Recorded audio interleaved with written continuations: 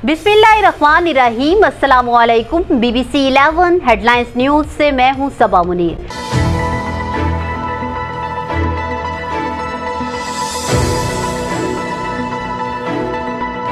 नाजरीन, आपको आगाह करे भक्कर से, जहां हमारे ब्यूरो चीफ राना अमजद बॉबी के मुताबिक रेस्क्यू 1112 भक्कर ने जिला भर में रबीउल अव्वल की तकरीबात के लिए इमरजेंसी कवर फराहम किया। तमाम स्टाफ के साथ साथ रेस्क्यू मुहाफिजों ने भी इमरजेंसी कवर ड्यूटी के फराइज खुश असलूबी से अंजाम दिए।